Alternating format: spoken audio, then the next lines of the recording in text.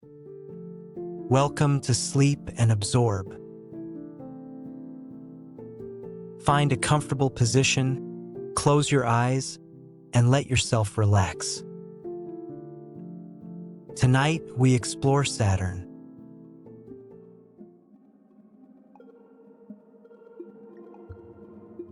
There is a moment, the first time you see Saturn through a telescope, that many people describe as one of the most startling experiences of their lives.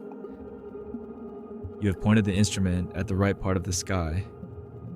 You have focused the eyepiece, and then there it is. Not a point of light, not a disk, but unmistakably, undeniably, a sphere with rings around it. Hanging in the black, perfectly still, looking exactly like the pictures you have seen your entire life, except that it is not a picture. It is real. It is actually there. A world larger than 1,000 Earths, with a ring system wider than the distance from the Earth to the Moon, existing in the same sky you have looked at your whole life without truly seeing it.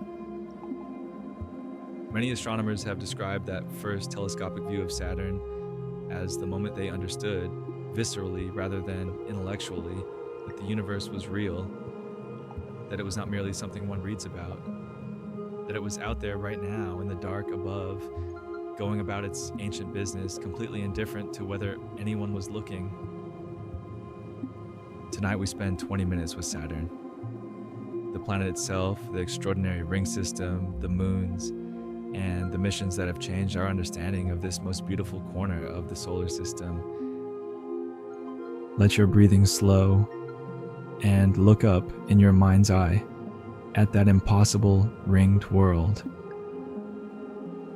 Saturn is the sixth planet from the Sun, orbiting at an average distance of approximately 1.5 billion kilometers. Its year lasts 29.5 Earth years. It is so far from the Sun that sunlight takes over an hour and 20 minutes to reach it. It's a gas giant, composed primarily of hydrogen and helium, with no solid surface. If you descended into Saturn's atmosphere, the gases would simply become denser and hotter as you went deeper, transitioning gradually from gas to liquid under the enormous pressures of the planet's gravity, until somewhere deep in the interior the hydrogen becomes metallic, a state of matter that does not occur naturally anywhere on Earth, in which hydrogen behaves like a liquid metal and conducts electricity, generating Saturn's powerful magnetic field. Saturn is the least dense planet in the solar system. Its average density is less than that of water.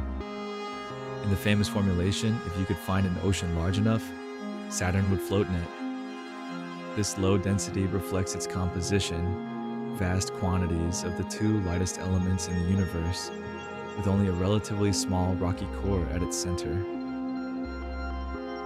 The atmosphere of Saturn is banded like Jupiter's, with alternating lighter and darker stripes reflecting different layers of cloud at different altitudes. Winds in the upper atmosphere reach speeds of over 1,800 kilometers per hour, making them the second fastest planetary winds in the solar system. Periodic storms erupt in the atmosphere, some large enough to be visible from Earth through a modest telescope, and at the North Pole of Saturn there is a permanent hexagonal storm system, a six-sided vortex thousands of kilometers across, a feature so geometrically improbable that, when it was first observed by the Voyager spacecraft in 1980, some scientists initially assumed it was an instrument artifact. It is not. It is real, and it is still there. The rings of Saturn are the most recognizable feature of any object in the solar system, and in many ways the most extraordinary. They extend from about 7,000 kilometers above Saturn's cloud tops to a distance of 80,000 kilometers from the planet. At their widest, they span a distance greater than that from the Earth to the Moon, and yet they are extraordinarily thin. The main rings average somewhere between 10 and 100 meters in thickness. A structure wider than the Earth-Moon distance, no thicker in cross-section than a modest building. If the rings were scaled to the size of a sheet of paper, that paper would need to be roughly a kilometer wide.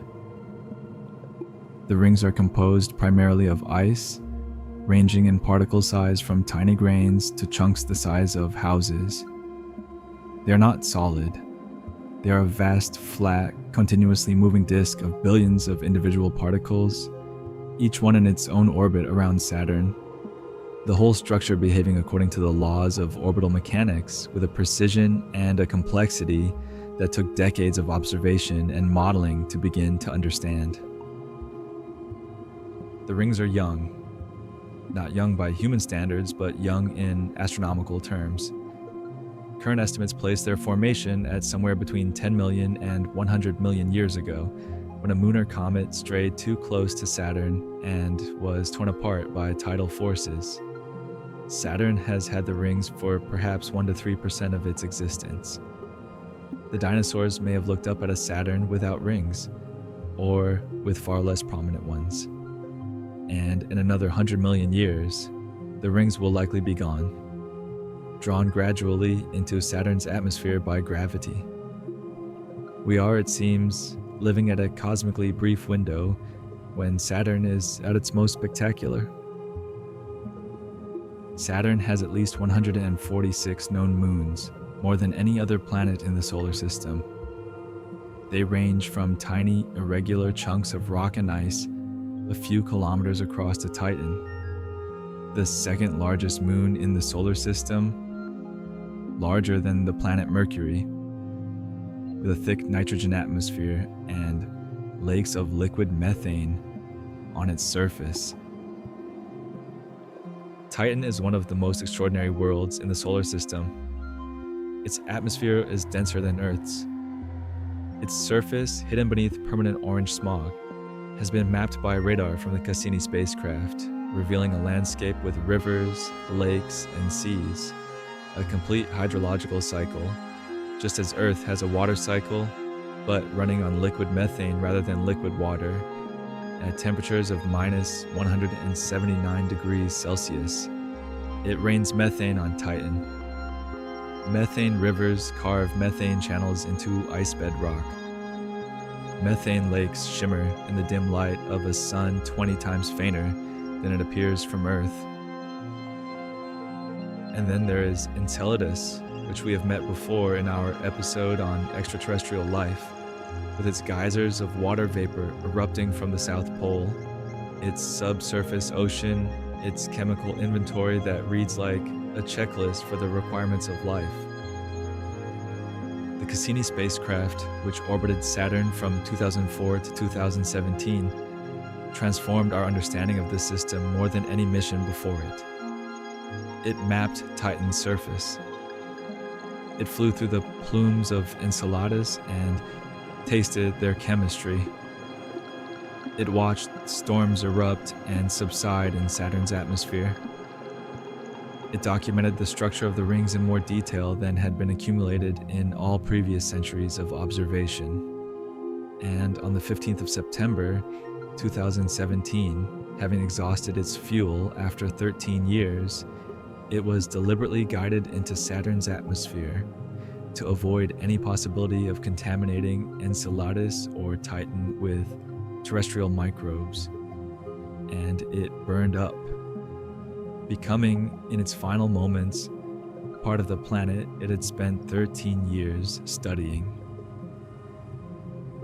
Imagine looking at Saturn from a distance. The planet hanging in the black, surrounded by its impossible rings. The rings casting their shadow across the planet's surface on one side, the planet casting its shadow across the rings on the other. The tiny points of light that are its moons, scattered at various distances, each one a world with its own character, its own geology, its own extraordinary features. Saturn has been there for 4.5 billion years. It will be there in one form or another for billions more. The rings will come and go. The moons will slowly spiral outward or inward over geological time. The storms will form and dissipate and form again. And through all of it, that vast, cold, beautiful planet will continue its slow journey around the sun, one orbit every 29.5 years, unhurried and indifferent and magnificent.